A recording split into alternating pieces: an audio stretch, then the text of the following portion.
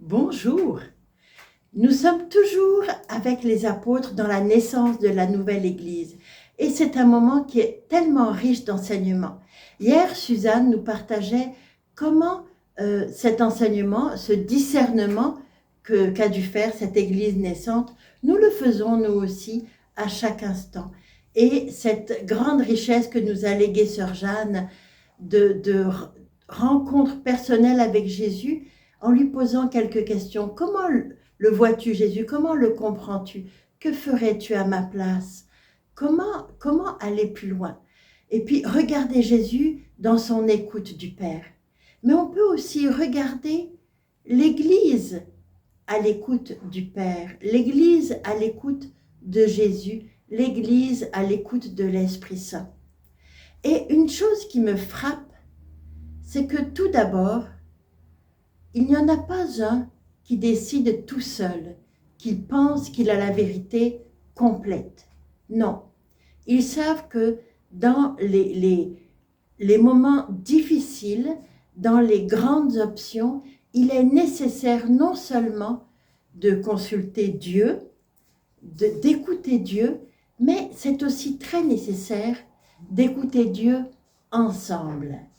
Et pour cela, ils vont entreprendre un grand voyage. Ils vont retourner à Jérusalem pour consulter Dieu avec les autres apôtres, avec l'Église. Un discernement, il nous enseigne qu'un discernement, ça ne se fait pas tout seul. Ça se fait en communion. Et c'est la grande différence entre des élections, entre une dictature. Une vie de communion, c'est s'ouvrir ensemble à ce que dit l'Esprit. Chacun s'exprime, chacun dit ce qu'il pense, chacun dit ce qu'il a compris que l'Esprit dit, mais le discernement se fait en communion. Et lorsque tous sont arrivés à être éclairés par l'Esprit, alors une décision est prise. Et ça, c'est très, très, très important. Surtout pour notre Église catholique qui a ce charisme de l'unité. Le charisme de l'unité, ce n'est pas seulement en étant bons les uns avec les autres, en s'acceptant mutuellement. Le charisme de l'unité, il se vit en écoutant ensemble Jésus. Il se vit en faisant silence ensemble pour entendre la voix de l'Esprit. Et ensuite seulement, on peut obéir ensemble. On peut obéir dans l'amour ensemble. Et c'est très très fort, ce charisme d'unité, ce charisme de communion que le Seigneur nous donne. Il nous dit qu'il soit un, Père, afin que le monde croie. Donc, Jésus a très à cœur ce discernement ensemble. Et pour le faire ensemble, eh bien, il faut retourner à la source. On retourne vers les anciens, c'est-à-dire on retourne non seulement vers la parole de Dieu, mais aussi vers la tradition de l'Église. Et on cherche avec ceux qui sont avec nous, on cherche ensemble le chemin que Dieu nous trace, les avenues nouvelles qu'il nous ouvre. Et là, les apôtres vont envoyer Paul et Barnabé avec d'autres, parce que la bonne nouvelle, elle se porte aussi ensemble. Elle se porte ensemble pour rassurer, mais aussi pour être fort ensemble. Alors Jésus, lui, il vient nous dire à travers l'Évangile, « Aimez-vous et vous êtes mes amis que j'ai choisis. Vous n'êtes plus des serviteurs, vous n'êtes pas des esclaves, vous êtes mes amis. » On ne peut pas porter la parole de Dieu s'il n'y a pas de véritable amitié entre nous.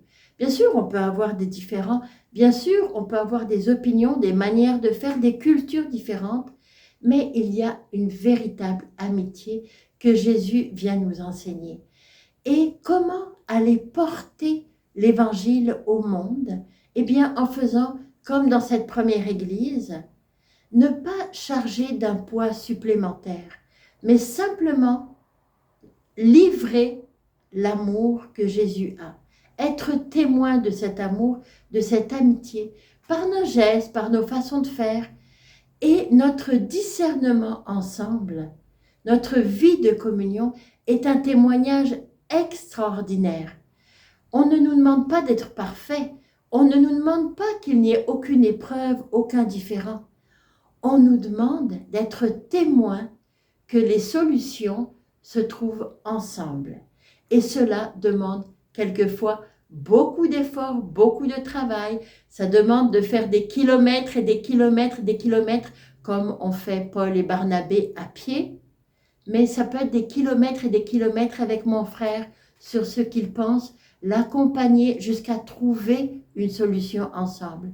Cela peut être des temps et des heures, des minutes, des heures, des jours, des années à regarder le Seigneur ensemble jusqu'à trouver une solution ensemble. Témoigner, c'est ne jamais se décourager parce que Jésus nous unit. La solution, elle n'est pas dans ma pensée, dans ta pensée.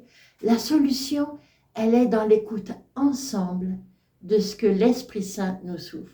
C'est la grande leçon, le grand partage et la grande espérance que nous livre cette première Église.